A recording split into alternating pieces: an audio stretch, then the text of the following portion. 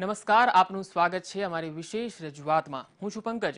એવું કહેવાય છે કે બાળપણ બાળકને સારા સંસ્કાર આપવામાં આવે તો તેના જીવનનું ઘડતર થાય છે।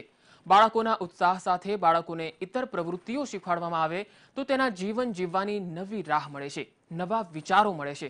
આવા જ ઉમદા હેતુથી અમદાવાદના બોપલ વિસ્તારમાં આવેલી સંસ્કારધામ શિક્ષણ સંકુલનો વાર્ષિકોત્સવ યોજાઈ ગયો, જે સ્પેશિયલથી ઘોડાથી યોજવામાં આવ્યો હતો ને આ કાર્યક્રમમાં મનોરંજનના ખાસ કાર્યક્રમો સાથે ઘોડે સવારી દ્વારા દિલ ધડક કરતબો રજૂ કરવામાં આવ્યા। તો આવો જોઈએ આ વાર્ષિકોત્સવના સમારોહને આજની અમારી વિશેષ રજૂઆતમાં।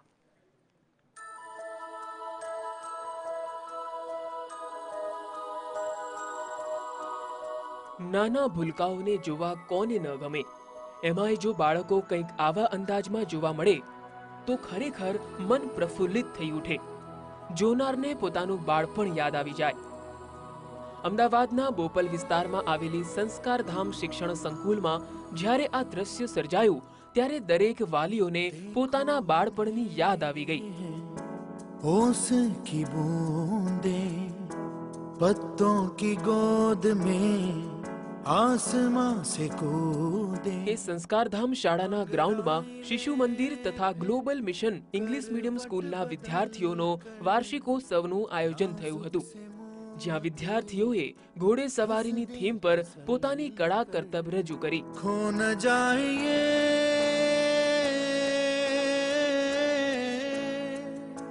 तारे जमीन पर।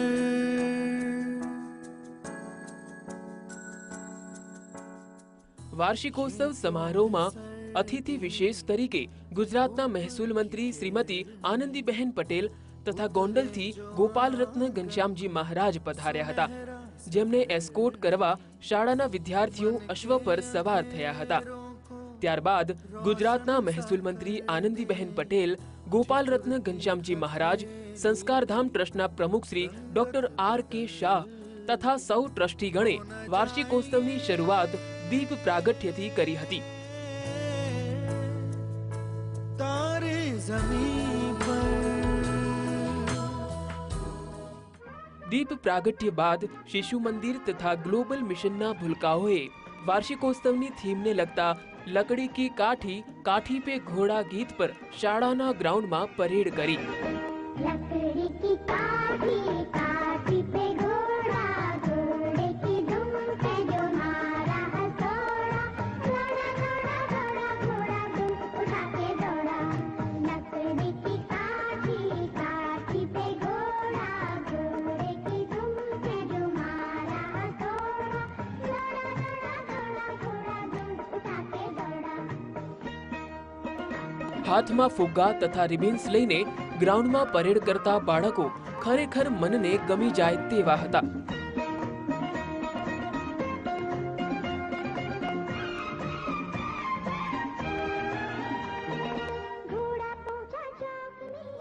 આ સુંદર રજૂઆત બાદ બાળકોએ સૌના કલ્યાણ માટે સાચા દિલથી પ્રાર્થના કરી।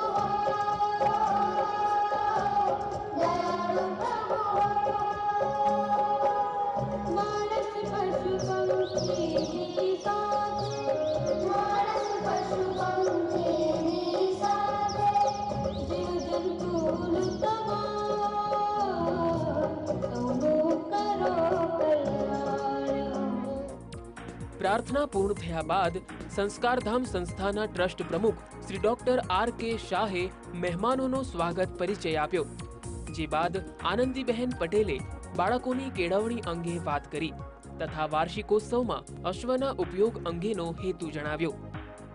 મિત્રો, આજે આપણા સૌના માટે ખુશીનો દિવસ છે। વાર્ષિકોત્સવ તો શાળાઓમાં જુદા જુદા થતા જ હોય, ક્યાંક રાસ રમાતો હોય તો ક્યાંક ગરબા પણ થતા હોય, તો નાના મોટા નાટ્ય રૂપાંતરોને વગેરે થતું હોય છે। ક્યાંક મિમિક્રી પણ થતી હોય અને ક્યાંક વક્તૃત્વ સ્પર્ધાઓ પણ થતી હોય, પણ આ સંસ્થાએ એક જુદો ચીલો ચાલ્યો છે. કોઈ ને કોઈ થીમ આધારિત વાર્ષિકોત્સવ કરવા માટેનો પ્રયાસ આદર્યો છે. સામાન્ય રીતે બાળકોમાં ડર રહેતો હોય છે, આત્મવિશ્વાસ એમનામાં આવે, સાહસ વૃત્તિ આવે અને પ્રાણીઓ પ્રત્યે પ્રેમ આવે. પ્રાણી પણ આપણા જીવનનું એક મહત્વનું અંગ છે. એની સારવાર, શુશ્રૂષા, એની માવજત, એની ઓળખ અને એના પ્રત્યે સદભાવ, આવા પ્રકારના વિચારો અને ટેવો આપણા બાળકોમાં પણ આવે. આનંદીબહેન પટેલના પ્રવચન બાદ ગોપાલ રત્ન ઘનશ્યામજી મહારાજે પણ સંબોધન કર્યું, જે બાદ ઘોડેસવારીની થીમ સાથે ઉજવાયેલા આ વાર્ષિકોત્સવના કાર્યક્રમની શરૂઆત કરવામાં આવી. Bureau report, VTV. સેજલ ઘોડી પર છે જીવભાઈ, માર્ગી પાસે નીપાબેન, પવન અશ્વ ઉપર સવાર છે તક્ષશિલાબેન, જાનવીબેન, રાજેશભાઈ.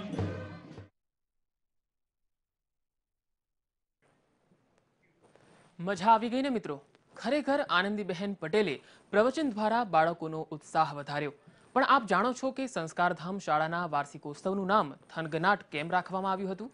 બાળકોમાં રહેલી કળા કૌશલ્યને અવાજ મળે, તેમનામાં રહેલી સુસુપ્ત શક્તિઓને વાચા મળે, તે હેતુથી આ વાર્ષિકોત્સવ યોજાયો. અને એ જ હેતુ શબ્દો દ્વારા સમજાવવા આ કાર્યક્રમનું નામ થનગનાટ રાખવામાં આવ્યું, જે સાર્થક સાબિત થયું. તો આગળ વધારીએ અને માણીએ સંસ્કારધામના આ થનગનાટને. સૌથી આગળ ઘોષ દંડ લઈને સમગ્ર પથકનું સંચાલન કરી રહ્યા છે પુલકિત ધર્મેન્દ્રભાઈ દવે, ધોરણ 9ના વિદ્યાર્થી છે. પુલકિતભાઈ સમગ્ર પથકને દંડની વિવિધ મુદ્રાઓ આપી આજ્ઞાઓ આપે છે. શરીર પર મિલિટરીનો પોશાક અને હાથમાં આનક, પણવ, જલ્લરી, ત્રિભુજ, શંખના વાદ્યો સાથે કાર્યક્રમની શરૂઆત થઈ. કાર્યક્રમની શરૂઆતમાં બાળકો ઘોષ વાદન કરતા નજરે પડ્યા, જે બાદ બાળકોએ ઘોડે સવાર થઈને સલામી ભરી. પ્રવેશી ગયા છે, બરાબર મેદાનની અંદર મધ્યમાંથી પ્રવેશી રહ્યા છે. સૌથી આગળ એન્જલ ઘોડી ઉપર છે